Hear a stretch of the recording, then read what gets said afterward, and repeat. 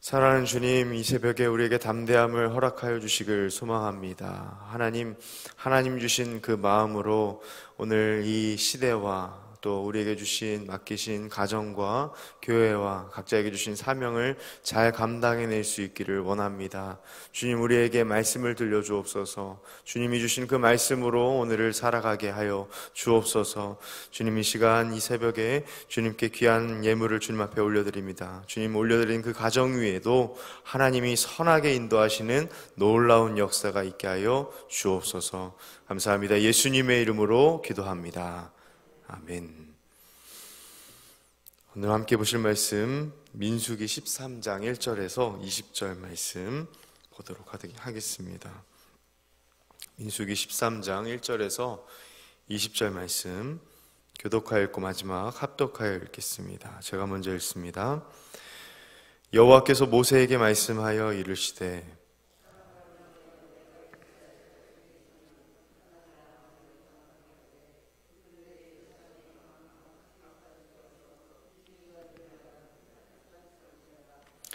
모세가 여호와의 명령을 따라 바란 광야에서 그들을 보냈으니 그들은 다 이스라엘 자손의 수령된 사람이라.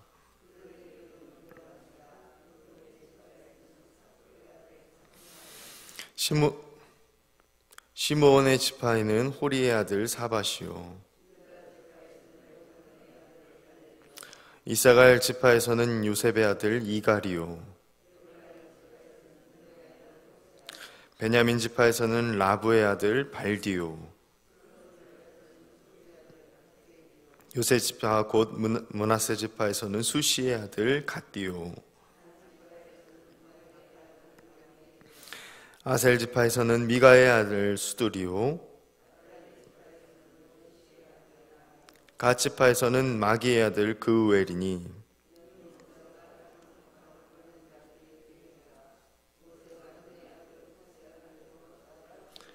모세가 가나안 땅을 점탕하러 그들을 보내며 이르되 너희는 네겝길로 행하여 산지로 올라가서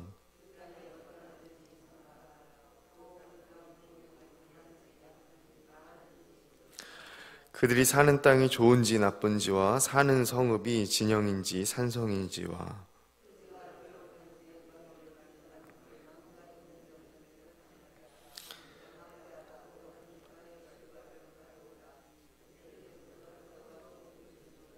아멘.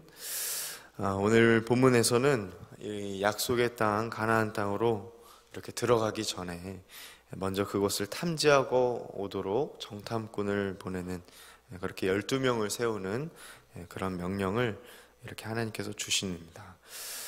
그런데 이 본문을 우리가 이제 신명기 1장 말씀과 함께 보면 이 정탐꾼을 보내는 것에 대해 무언가 이상한 점을 우리가 발견할 수 있습니다. 하나님께서 정탐꾼을 보내라는 이 명령을 오늘 본문의 민수기에서는 이렇게 하나님께서 말씀하셨다라고 이렇게 하고 있습니다. 그런데 이 하나님이 먼저 말씀하신 이 말씀이 과연 첫 명령으로 하나님께서 이렇게 주신 것인가 라는 의구심이 들게 됩니다. 왜냐하면 신명기 1장 21절 말씀에 보면 하나님께서 그 땅을 차지하는 것을 두려워하지 말라라고, 그곳을 정복하라 라는 말씀을 하나님이 먼저 명령하셨기 때문입니다.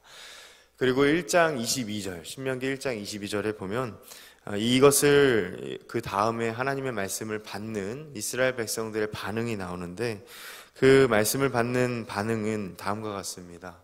우리가 사람을 보내어서 그들의 땅이 어떠한지 우리가 그 정탐꾼을 보내자, 그러한 치밀한 전략을 세우자, 이러한 사람의 반응이 나오고 있기 때문입니다.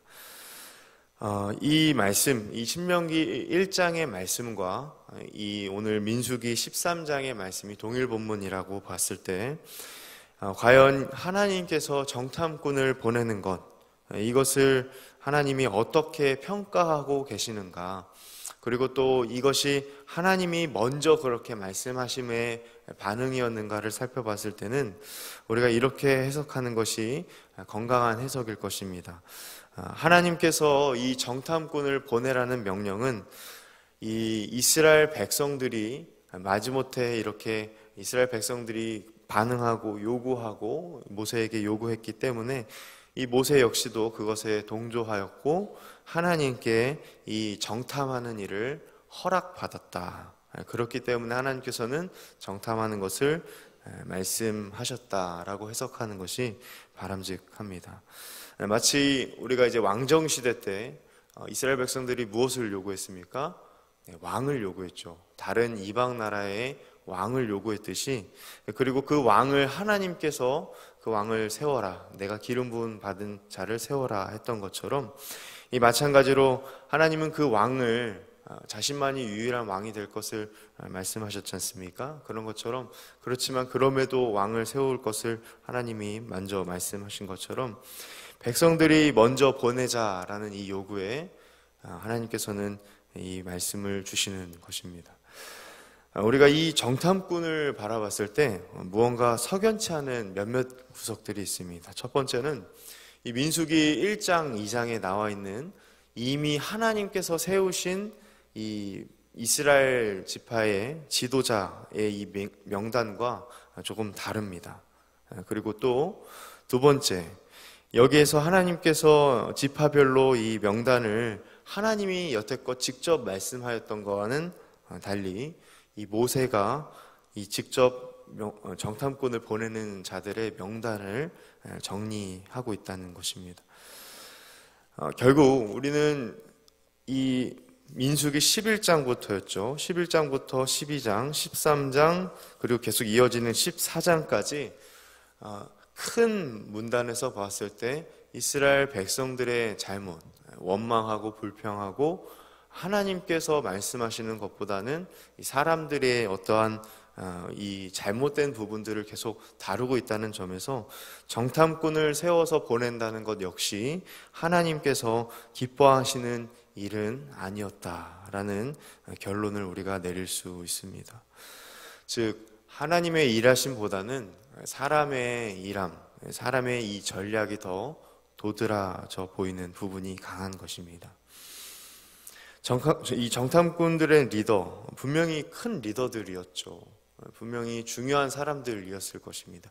리더들 중에 리더들이었을 것이었습니다. 그런데 그럼에도 불구하고 오늘 이 모세가 세운 정탐꾼의 이 명단은 여호수아와 갈렙을 제외하고는 그 다음 말씀에서는 등장하지 않습니다. 우리 사랑하는 성도님들, 우리는 우리의 전략을 세우고 또 우리에게 하나님이 주신 이 지혜 분명 사용해야겠습니다. 머리를 맞대고 우리가 어떻게 하면 앞으로의 난관을 헤쳐가야 할 것인가 고민해야 하는 것 우리에게 주신 일이라 저도 믿습니다. 선한 사업을 우리의 지혜로 잘 도모하면서 그렇게 나아가야 합니다.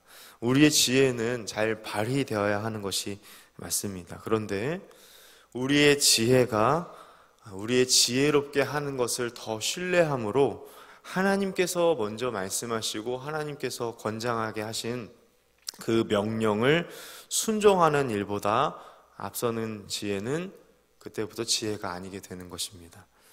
하나님 말씀보다 우리의 지혜를 앞세울 때 우리의 지혜로 밀어붙인 일들은 하나님을 향한 불신으로 나아가게 됩니다. 모세가 이 정탐꾼들을 보내고자 하였던 이유에 동조했던 것, 자신들의 눈으로 보고 계획을 세워서 승리하게 하는 방법을 강구하고자 함이었습니다. 신명기 말씀을 보시면 이 하나님께서는 그 땅을 정복하라 말씀하셨고 이것에 대해서 그렇게 동조하며 나아갔을 때 그 결과는 우리가 다음에 살펴보겠지만 이스라엘 백성들의 낙담이었습니다. 그 눈을 보고 자신들이 그 본 것에 대한 낙담이었습니다. 하나님 명령보다 보이는 증거를 더 신뢰함으로 나아가게 되었습니다. 이스라엘 백성들 전체의 원망과 불순종으로 나아가게 되는 결과가 생기게 됩니다. 신앙생활에도 우리가 치밀한 이 지혜 필요하지만 그 자세가 너무 우리 자세가 우리의 방법을 강구하는 자세가 너무 맹신하게 되면 하나님의 일하심을 가려 보지 못하게 하는 것 같습니다. 보는 것만 지표 삼게 되고 이것은 안 될 것 같은데 이것은 조금 어려울 것 같은데 라는 신앙적 평가로 내리게 되는 위협에 빠질 수 있습니다. 우리가 보는 것을 조심해야겠죠. 때로는 하나님이 보이지 않을 때에 아무런 어떤 보임이 없을 때 먼저 순종을 요구하실 때가 있습니다. 마치 모세를 부르실 때 모세에게는 하나님이 워낙 이렇게 걱정하고 두려워하니 앞으로 되어질 일들을 말씀해 주실 때 그럴 때도 있겠지만 아브라함처럼 먼저 내가 내게 지시할 땅으로 가라 라고 그 다음에 디테일한 이야기를 하지 않고 순종을 요구하실 때가 있다는 말입니다. 하나님이 믿음을 보실 때가 있습니다. 하나님께서는 그렇게 믿음을 먼저 보고 순종을 요구하실 때가 있습니다. 오늘 이스라엘 백성과 모세는 그러한 결심을 했어야 했습니다. 모세가 신명기에서 그렇게 회고하며 설교할 때 하나님께서 역시 어떻게 말씀하셨습니까? 모세의 판단이 틀렸다라고 말씀하시며 모세 역시 이스라엘 그 원망하는 1세대 백성들과 함께 약속하신 땅을 들어가지 못하리라 라고 하나님은 말씀하셨습니다. 사랑하는 여러분, 말씀을 정리합니다. 우리는 계획을 짜는 것은 중요하지만 그 계획을 너무 맹신하지 않도록, 내가 보는 것을 너무 맹신하지 않도록 내 믿음의 순종함이 지금 어떻게 발동하고 있는지를 살펴보아야 합니다. 특별히 내가 지금 고민하고 내가 앞두고 있는 계획들, 신앙생활도 마찬가지입니다. 그러한 부분들을 우리는 어떻게 지금 주의 말씀에 예민하게 반응하고 주의 말씀에 어떻게 반응하며 나아간지 우리는 살펴야 합니다. 모세는 가나안 땅 일부가 아닌 전체를 보라고 했습니다. 그들의 규모를 살피고 군사적인 규모를 보라 했습니다.